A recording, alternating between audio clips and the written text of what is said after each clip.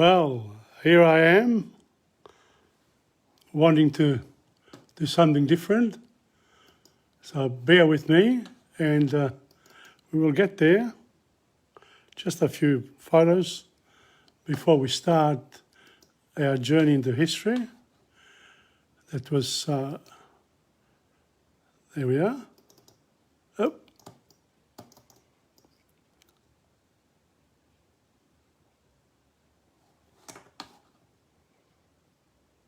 Wonderful. Now, how do we do this? Yep.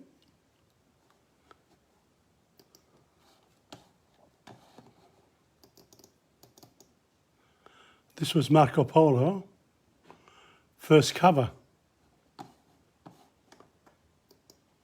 And finally, the guy who made it all happen, he was the person, Gutenberg, the printing machine, to make books. There it is. So let me go back now. And, yep. There we are. Welcome to TomPadulaTV and to another journey here in terms of wanting to do something about history. And I'm wearing a hat, the Akuba hat, because I'm in Australia, and I want to, in the next hour, basically, this is only an introduction, I'll start at 7:30 exactly. I've been thinking about it, history, just history, but I'm also, I've been doing Italian theatre, poetry, teaching, etc. So I can't help myself. I will try to entertain you as well with some of the things that I've done in the past, just to break up the presentations of whatever I'm going to talk about in history. So it won't be just history as such, a whole hour. It'll be a mix of things, and I'll bring in the Italian clubs here as well, in the sense that we as Italo-Australians, and as Australians, we are part of history. And it's important that we record some of the things that we do, and maybe some days it'll be left to others to appreciate our journey through life, because it sort of comes and goes. So what do we leave behind? A lot of people today say to me, Tom, we live one day at a time. Don't think of the past, don't think of the future, just enjoy now.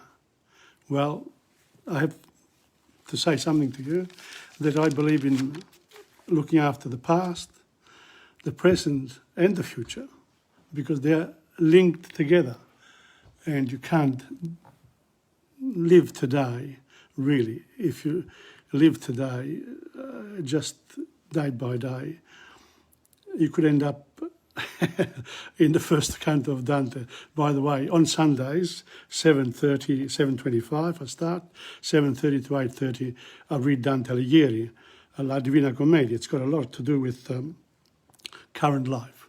So here we are, it's 7:29, almost there. Let me give you some music from, let me see, from, come on. Every time I have problems sometimes. Are we going to have the music? There we go.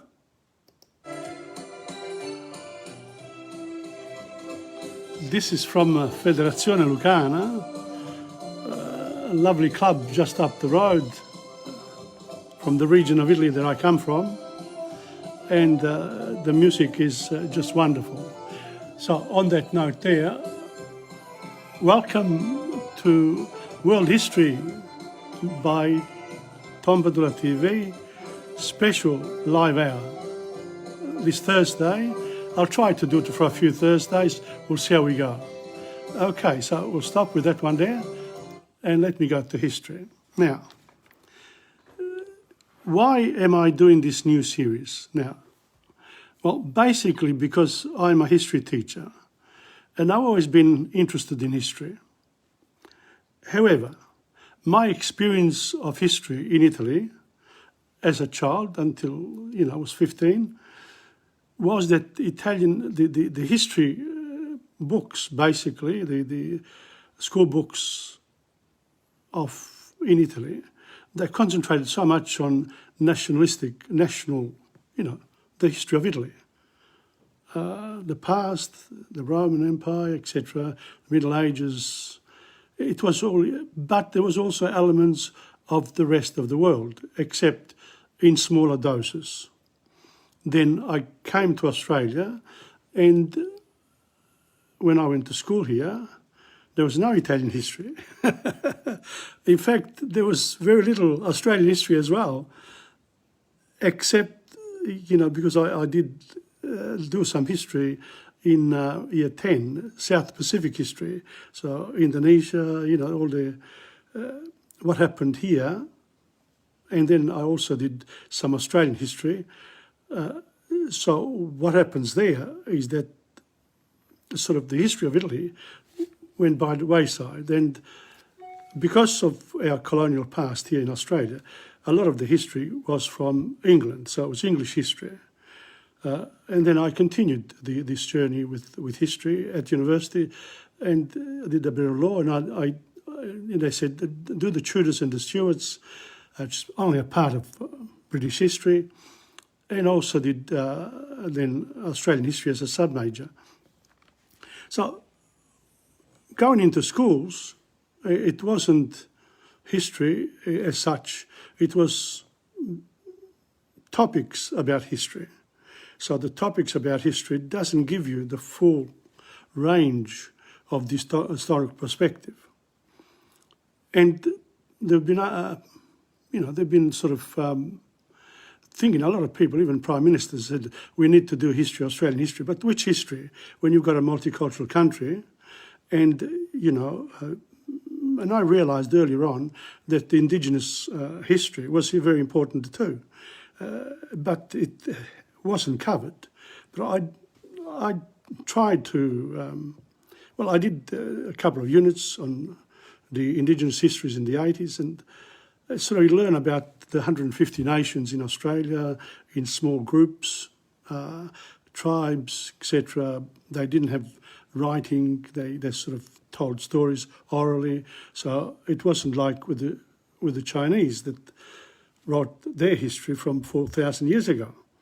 Or the Europeans, when they finally got there into a civilised fashion, they began, the cuneiform writings from the Middle East, and then moves across to the Greeks and the Romans and Egyptians. So, history, unless you write it down, it sort of gets confused when people tell the story.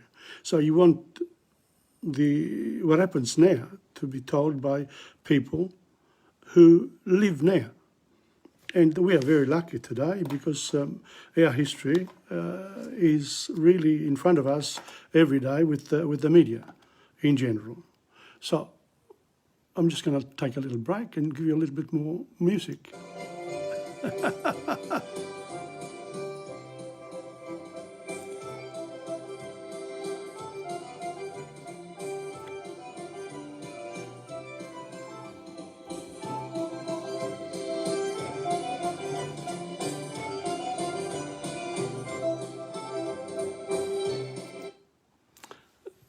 That's what is it? The Venice Waltz.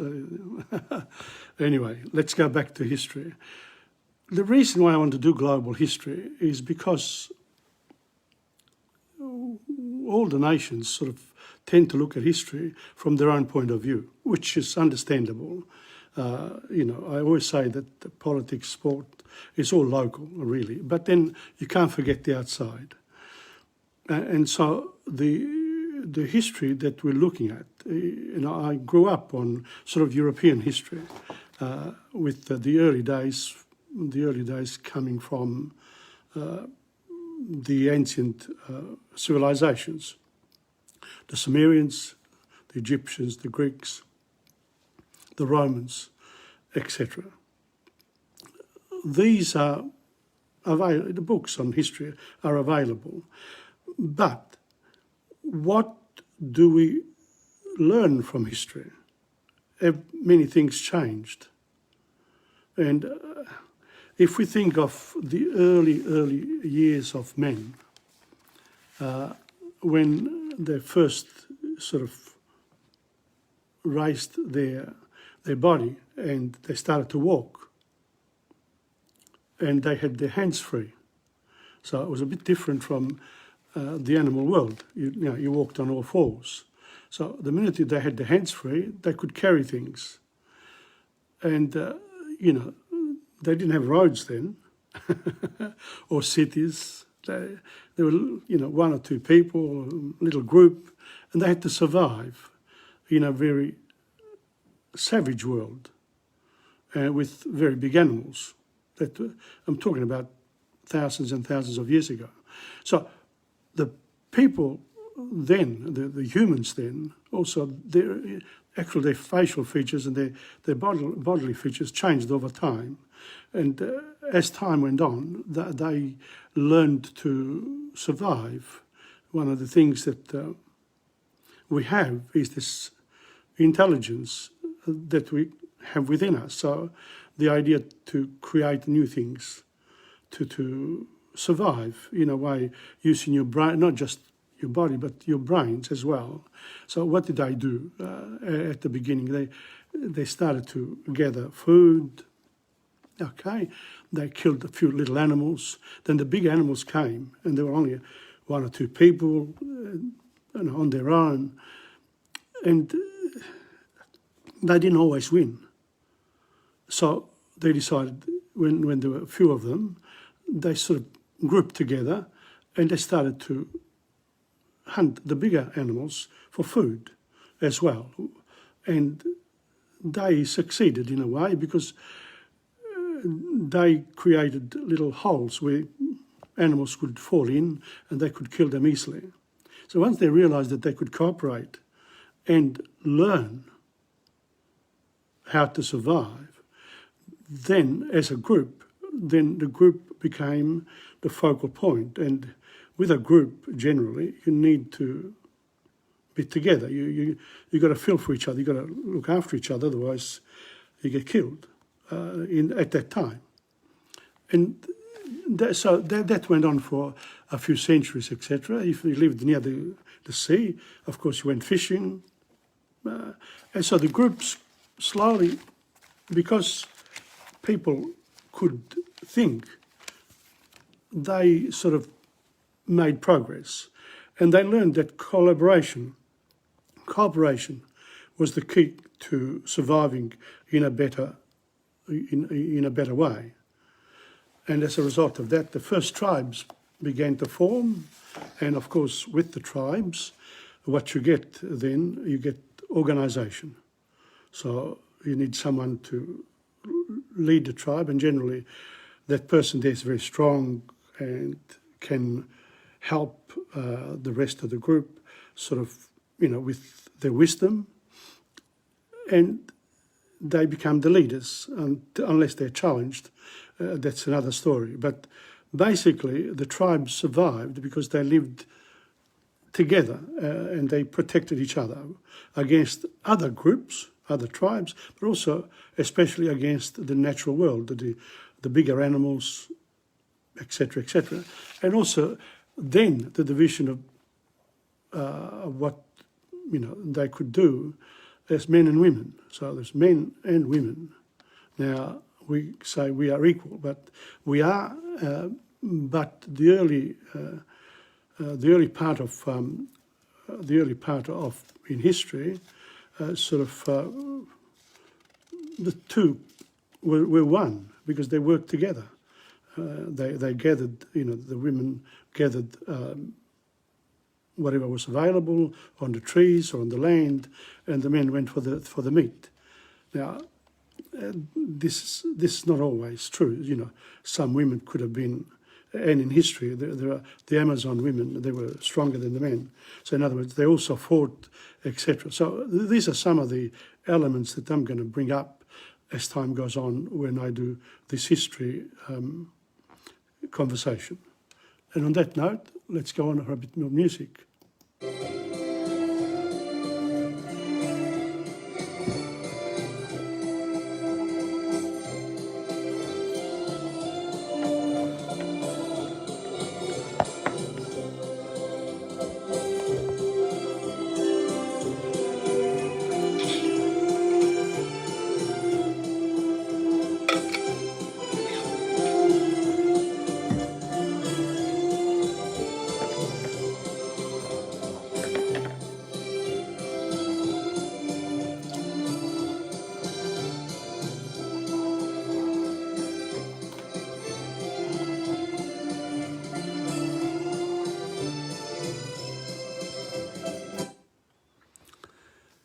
Now, my programs for the next few weeks should give me an idea about the connection between the various branches of history.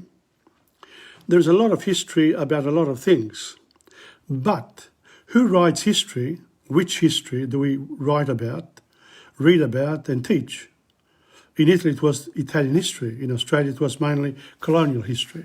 For me, the need for a more in-depth approach to the study of history is what I'm going to try to do in these programs.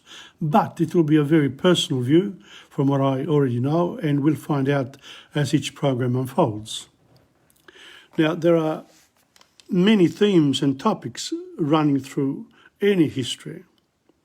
There's world history, the history of every nation. For me, it has been Italy, Australia, the history of Britain, some of it anyway, history of Italo-Australians, the history of the countries of Europe, of Asia, the Middle East, North and South America, and even the North and South polar lands.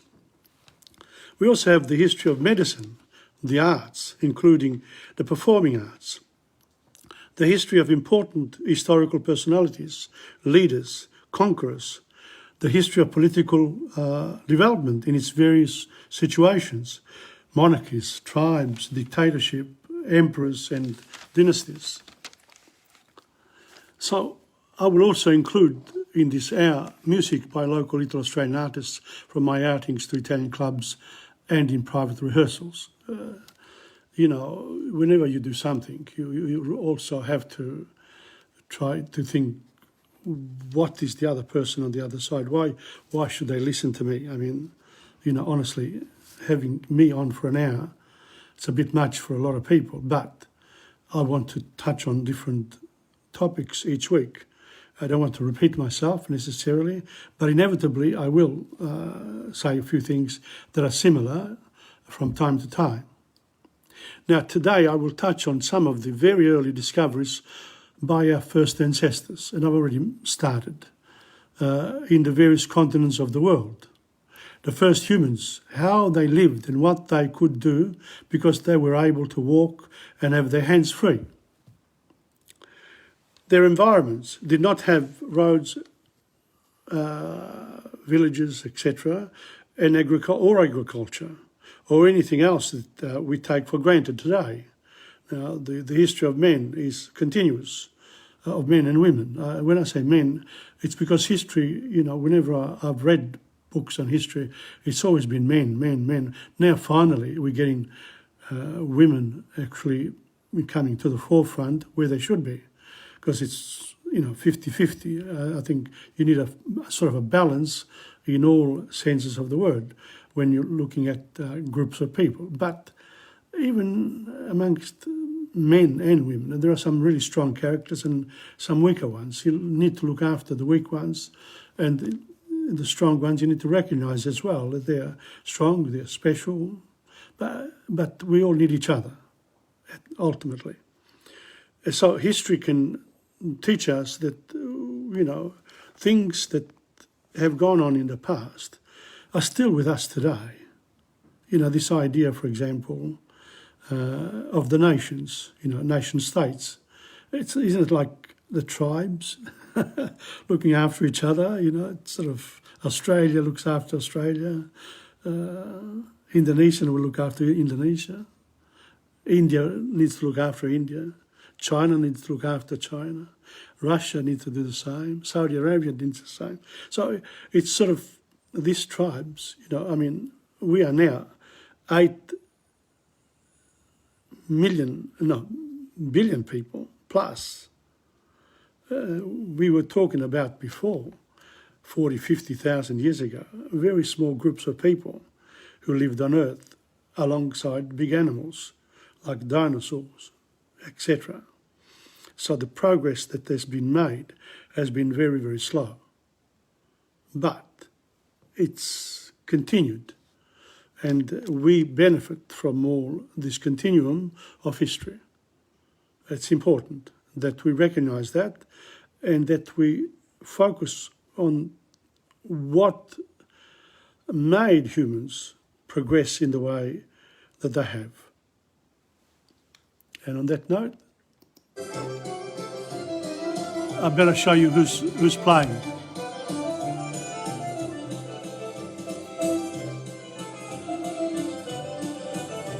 Sam Balbo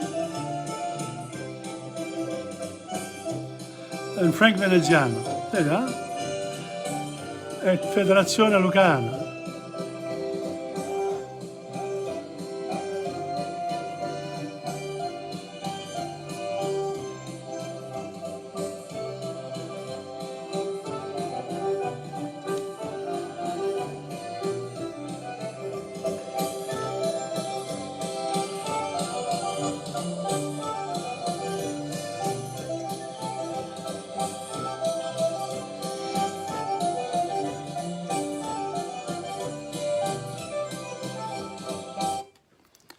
Well,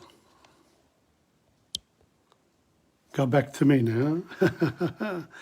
So, the first groups of humans were formed because of the need to provide food on a daily basis. So, using natural resources from the ground or trees and capturing small animals and eat these raw until fire arrived. Now, there we are. Fire arrived. That changed everything. It changed it. By working together, the groups of humans could capture larger animals and have food for the group over a few days. And when they could cook it, so you make progress. It's it's sort of much easier to eat the hard meat. So soon the groups became more organised. The men went hunting, the women gathered vegetable matter. Fishing was also important for humans living near the sea or large water sources. The leaders of the tribes were chosen because of their strength and wisdom, or they led by pure brute force against people outside of their tribe. In other words, they were the warriors, but they were protectors as well. Wisdom and the ability to protect their group was paramount. Ancient humans befriended the dog. That's another one. The dog, of all the animals, the dog was the one that has accompanied men from very early times, because the dog would gather other animals and make it easier for humans to kill them and eat them. And that's why dogs probably eat bones. Ancient humans befriended a dog, and with their help were able to hunt goats, oxen, antelopes, bears, bisons and other animals. So a dog, has always been a great help. Plus, they're faithful and they need your attention. With the killing of large animals, humans were able to use the leather to cover themselves when cold. So in other words, you got fur. So what do you do with the fur? You can make clothes. Important, isn't it? To make clothes, because in cold weather, when it's hot, you don't need to do that much. So because the earth is what it is, it's, we finally, eventually learned that it was round. All the ancient Greeks knew it was round, but then, religious groups later on said, no, it's flat, and then they had to admit the fact that the earth is a planet. It was round, in fact. And so what what happens here is that the animals also, some of them had horns. So the horns were used to make needles, so they could, for clothes, and also to create a length to kill the animal from with a long stick. That made a big difference to the killing of animals too, for meat. But generally, humans have had meat, but also vegetable matter all along, and some of the animals do the same. So the main thing that we learn from early men is that the need for ancient societies in general, the need for collaboration and solidarity.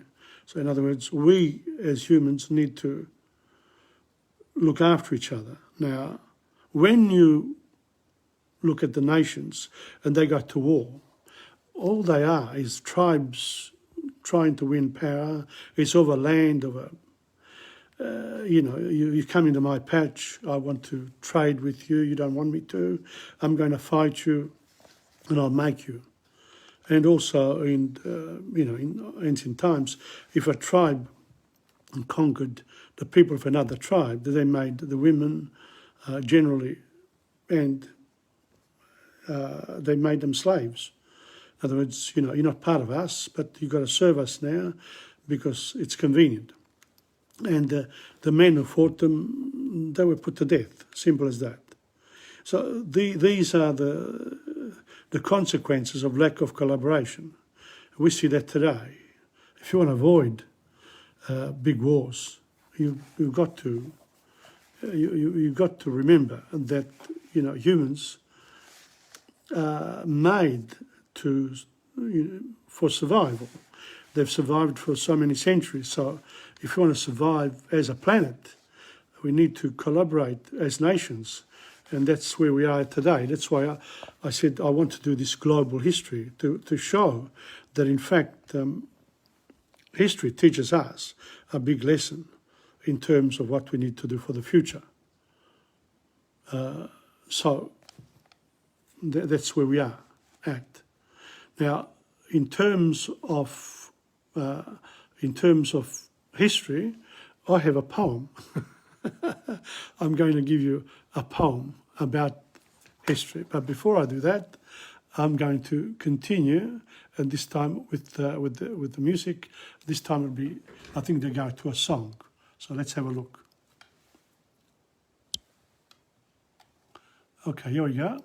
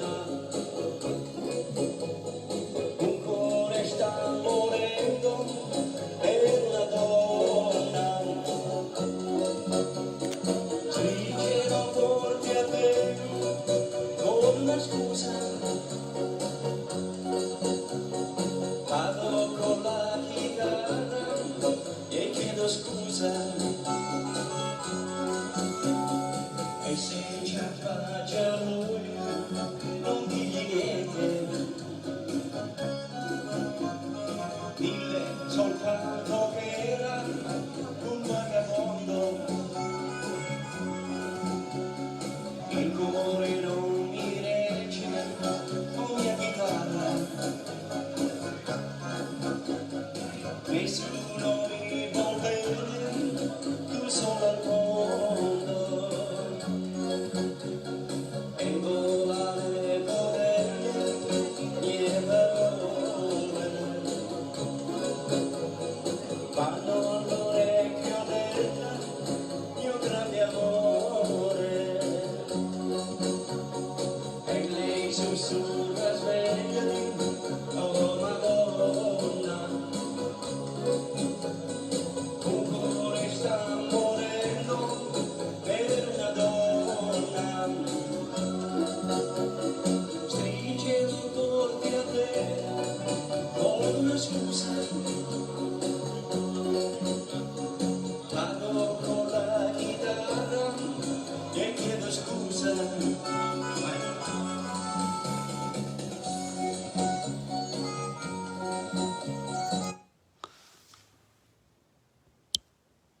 Well, it is history after all, huh? So I will do the second half of that song after my my poem, which is right here. Hold on. Oh, let me see. History. Let me read it.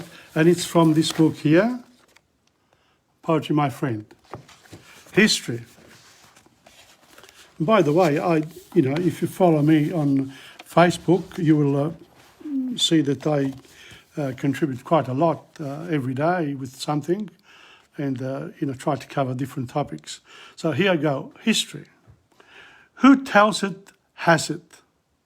It's inside who remembers it. There's also in it whoever is recognized. Those who are liked by others are there. Who has really done something more? Who has simply written some verses, sometimes an encyclopedia? There are the many angles of the prism of facts. There are also those who have done nothing, or who have imagined too much. Therefore, there inside, you find also the illusions and delusions of who thinks that he or she has done, but in fact he or she hasn't. History is how it is told, and who tells it. History is important for the important, but history belongs to all. So that was something that I wrote a while back, and I think it's still relevant today in terms of the history of, just generally in history. So enjoy the second part of that song, and then I'll come back.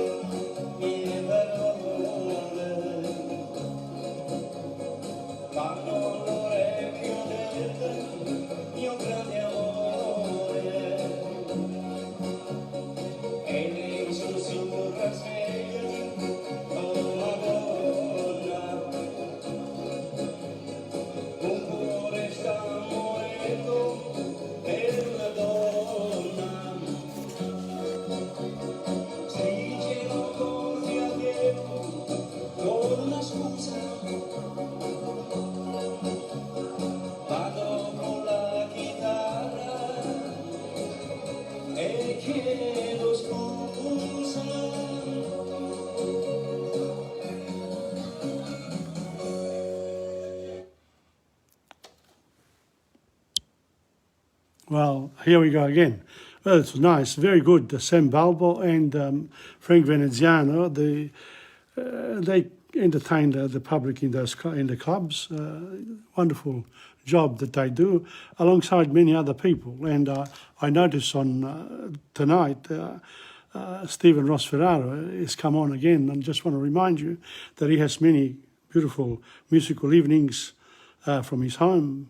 Wonderful to hear. It's different from, the history part, but here we go. I just want to now, I want to do something a bit different. I don't know how many people know that, I'm going to start with China. China had the dynasties. Which ones were they? So the first one of the dynasties of China was the Shang Dynasty from 1600 before Christ to 1100, so for about 500 years. So they were, they did, they were the first big dynasty, in other words, like, same family. Then they were taken over by, I'm just going to mention the dates, and then I should really talk about them too, but I'll do that in the future. Zhou dynasty was ruled from 1100 to 256 BC, so it's almost 900 years. So those first two dynasties had a lot of years with them. And then that was the Western Zhou, and then there was the Eastern Zhou from 771 to 256. But the Zhou dynasty ruled for a long time, followed by the Han dynasty, Western or former Han. The Han at first made their capital in the Wei Valley at Xi'an, but we have to do some geography before we go into China. And the Han dynasty also ruled for quite a long time, 23 to 220, and there were 3 kingdoms there, then 6 dynasties, the period of disunion, and then finally after the Han dynasties, there was sort of, I don't know, I have to look into it a little bit more in detail for you in the future. The one that went after that was the Tang Dynasty, T-I-N-G, the Tang Dynasty from 618 to 907, so about 300 years. That was the time when Muhammad was born and conquered quite a lot of the lands in the Middle East and North Africa into Spain. So, you know, whilst something is happening on one side of the world, something else is happening on the other side of the world. And then also at that same time, during the Tang Dynasty, you got Charlemagne around 800. So he was unified France, Germany, Italy. He was a strong leader too. And by the way, Charlemagne couldn't read. So I know some things, but you don't know everything about history. History is a very big area of to get a grip of. And then I also want to point out that some of these historical periods, people have written books about them, novels, fiction novels, but with the historical perspective. So, and I have quite a lot of them in Italian at Insegna and also in English. So, I don't know, just have a look at my insegna.com to see if there's anything historical that you would like to read. And just look at the global world and it'll make you appreciate the differences of one group of people, one nation with another.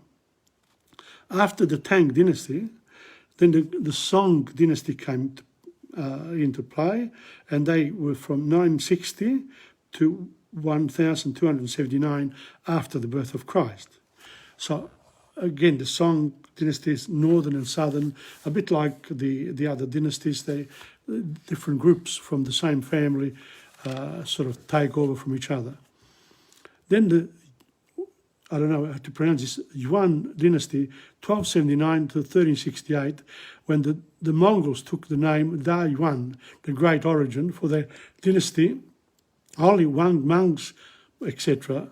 So the Mongols were, the Chinese, the wall of China was built to keep the Mongols out, basically. But in reality, the people within China, they actually built the walls to keep the Chinese in, the people in China in, rather than the Mongols out. Because the Mongols, anyway, they you couldn't build all that wall in one go. It takes many, many years, centuries. So the Mongols were in power, in fact, 1279 to 1368. This is when Marco Polo went to China. And I showed you a picture of Marco Polo's book, Il Milione, there just when I started. Then after the Mongols, of course, these dynasties come and go. There's the Ming dynasty, 1368 to 1644. So another 300 years there. Then the Qing dynasty from 1644 to 1912. So basically, that's the last dynasty. And then the communists, not the communists, the Qing, 1912. I've got to check it now. That's all I've got at the moment. So going back here, we've got the Shang Dynasty, the Zhou Dynasty, Han Dynasty, the Tang Dynasty, Song, the Yuan, Ming and Qing. My pronunciation for a language teacher, but you got to know Chinese as well. So there are a lot of languages, so please forgive if I make some little errors here and there. It's unavoidable. So that's that. I think I want to talk about something else now, which, during the week, I was looking at my work in theatre and cultural afternoons, because now that's become history for me too. You can see that, the years are going by. So my own history has, there's a lot of work that I've done over the years. One of them was Concerto Teatrale Napoletano, and I was watching it the other night. It was fantastic, and what I wanted to do, I want to show you just what a performance by Anna Maria de Maria. Before probably doing that, I think I should do the last bit where everyone dances, and then I'll go back to Anna Maria. Okay, so here we go.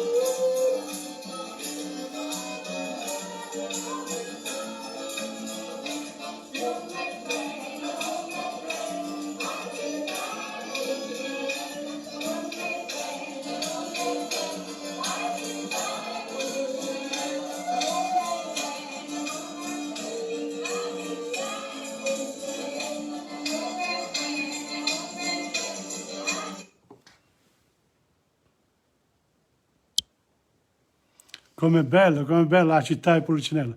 That was my Concerto Teatrale Napoletano.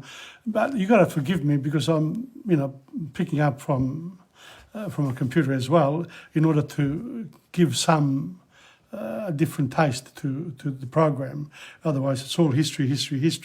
But I want to go back to history and to the early men, the early men and women, what made them begin the civilizations that slowly led men to create modern societies. Now we're talking about 10, 20,000 years ago. where there were no roads. You know, people lived in the forests, in wherever they were, basically. And we have here in Australia the oldest civilization here, 40, 60,000 years ago. The indigenous population of Australia were here. And when Captain Cook arrived, and he wasn't the only first one who came here, there were also the Chinese who came about 1100. The reality is that, you know, some sections of human life, of human societies, progressed in different ways more than others, and therefore the need for adventure, to need to discover things that, you know, that your group doesn't have, so you can sell it. So in other words, trade, that comes with it. So, but where is all this coming from? Where in the past, in the real early past, what created, what led men's intelligence to discover arms, clothing, and, you know, cooking utensils, agriculture, etc. So, and what did they have? So some of the first things that they discovered was that the earth also had rocks. So by working on the rocks, they could create heavy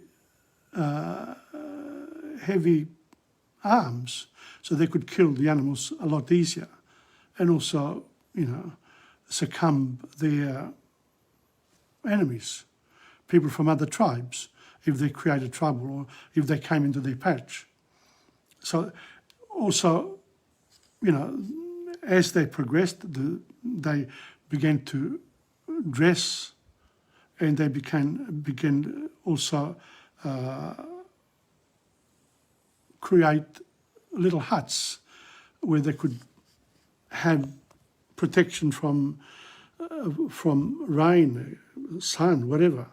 So the progress wasn't automatic, and some of the caves that people lived in, there's a way I build something outside when you've got, between the rocks, you've got caves there. And, you know, if you make that your home, then you have to protect it, because somebody else sees it, they come and they can succumb you. So there again, the collaboration between people of the same tribe. These are the things that, where do they come from? All these things here, it comes from early men and women, early humans who made progress slowly by, you know, a discovery here, a discovery there, working on a rock, working on making new arms, and then eventually, of course, they discover metal. So these are the areas that are still basic today. So what do we do today? We have our houses. You know, the tribes has grown into villages, paesi, and then they become cities, bigger ones. In fact, now half of the world lives in big cities. It's over the people who live in the country, in the Campagna, you know, are fewer than ever before. But we are 8 billion people now. Then there were only a few, you know, 100,000 maybe in the whole of humanity and the whole world. So again, where do we go from here? For example, just one of my reflections, 100 years ago, 120 years ago, some people, you know, there's poverty. There was poverty and people didn't have enough food, etc. And we were just 1 billion people. Now, in 100 years, a couple of billion, now we are 4 times that, and we can actually feed everybody. Progress in the last 100 years, 120 years, it's been absolutely unreal. And the last 40, 50 years in our lifetime has been, you know, something that we are very fortunate to have witnessed, if you are of my age group. But if you are not, then, you know, taking some interest in history would be very good. because that makes you realise where you are at now. Where are we now, really? So, you know, we are in a place now where we look at the sky anymore, and they're no longer just stars. They can be the homes of the future for humanity. So how important is it to have our human intelligence working in our favour in order to, one, save the planet, because otherwise we destroy it. You know, one way or another, we're able to destroy something. But whatever you do, though, whatever you do, as long as it's not too bad, remains on Earth. So even when houses go and the grass grows on them again, it's still here. One of my builders said to me, Tom, at the end of the day, if you don't look after it, it goes back to where it was. But not quite. But that's where we're at. Now, I wanted to show you this other lady here, who is absolute Anna Maria de Maria. Just look at her. A really wonderful personality in the Neapolitan Concerto Napoletano. She helped a lot, and look at the way she performs.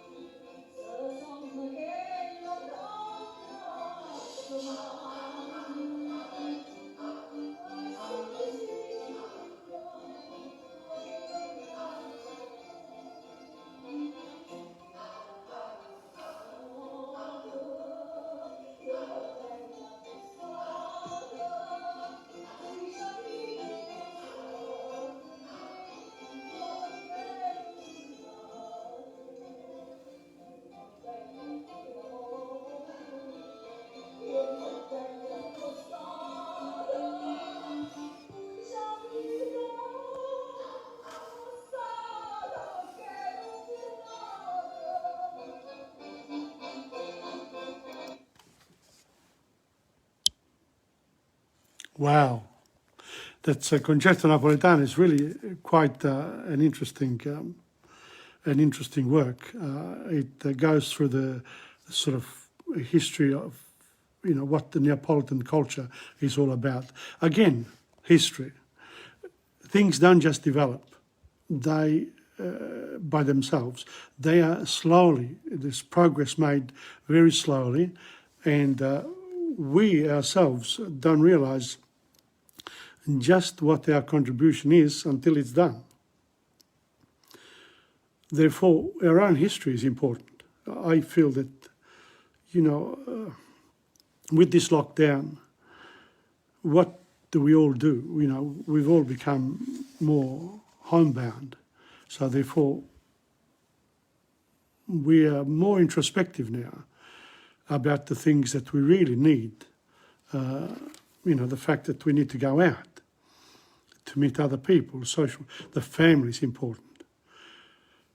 There's a lot of, you know, our travelling needs, etc., etc. So where does health come into all this? For after all, when we are sick, the world stops for us. And when we're dead, the world is gone for us too. We go somewhere else. And that's why, we need also in the part of the history, say, where do we place the people in history in our mind? Lucky that we are able to write about them. And I've been very fortunate over the last, my lifetime, to be able to have accessed a lot of this. Not all the time, because it lies, sort of, if you really want to study in depth and you only concentrate on that, it's not a life. A life is made up of many, many different areas that need to be looked after.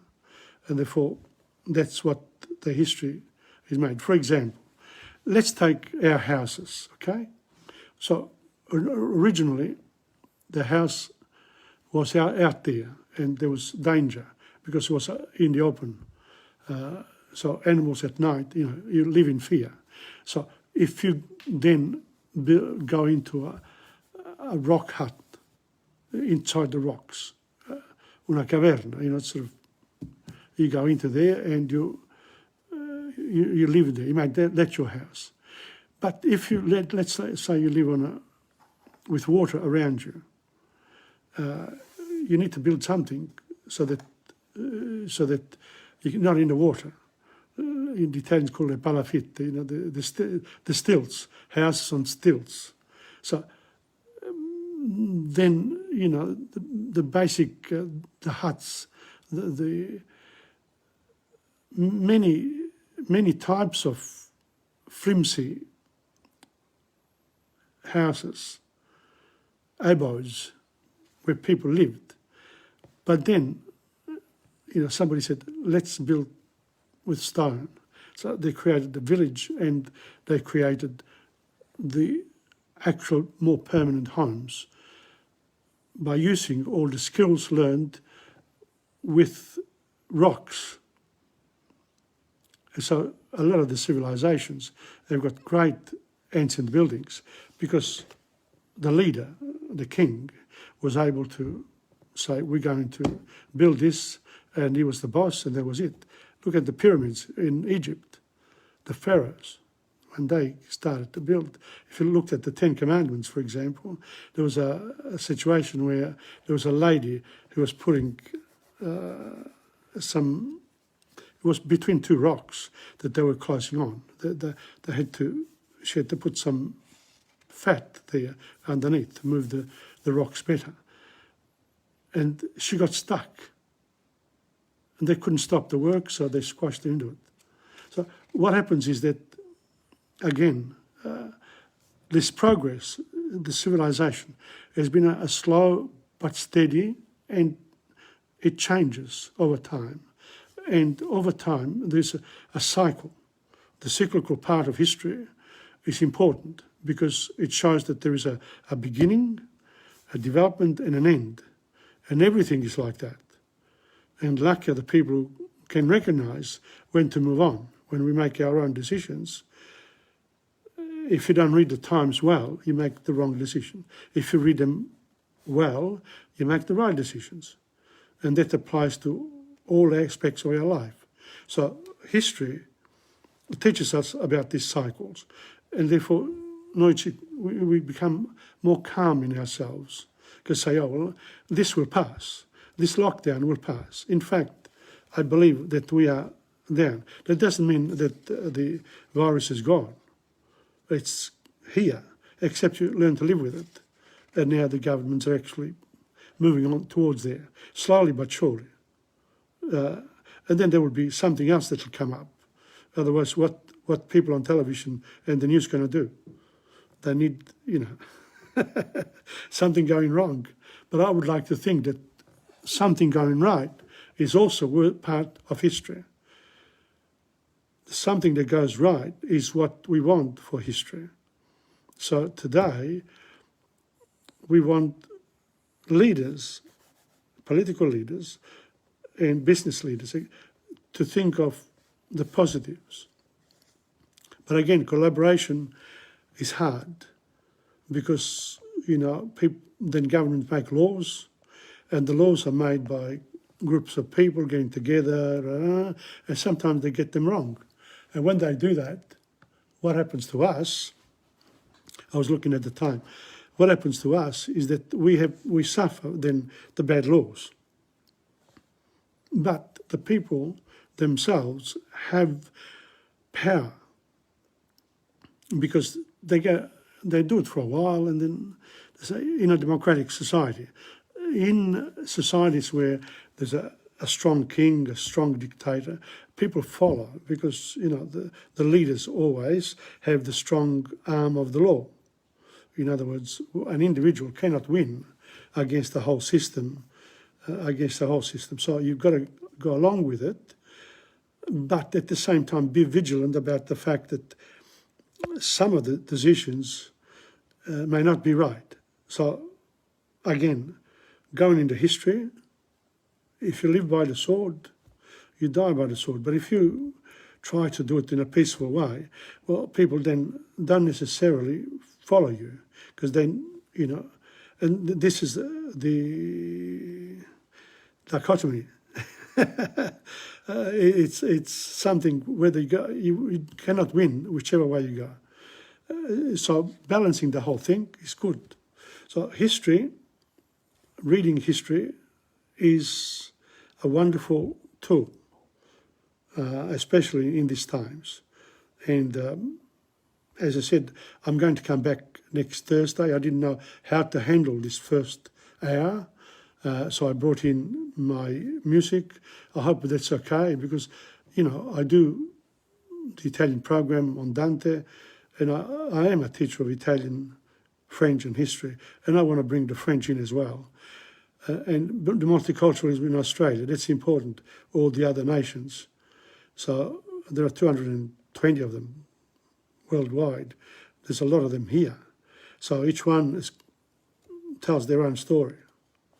And so slowly, I will also touch on the history of medicines, of economy, the histories of many, many things. History is an octopus. You can't do it all together, but you can do it a bit at a time. As long as you remember that TomPadulaTV special live air on Facebook is about global history. In other words, history coming from anywhere and being delivered in a very personal way. And I encourage you to do the same. Now, it's 8:29. I've done my hour, and I've been happy that I've been able to do it. Here, my hat. That's because when they see it in Italy or in America, on my Facebook page, they know that I'm from Australia. I speak English because the Italians, when I go to Italy, say, "Ma parla l'italiano." Speak Italian here. You go to China, speak Chinese here. You go to India, speak Hindi. So, you know, everyone wants their own language, and it's understandable. So learning another language is important to cure you of that, you know, thinking that your language is the most important one of them all. It's only one amongst many. On that note, I think we need some music now to finish off. Well on.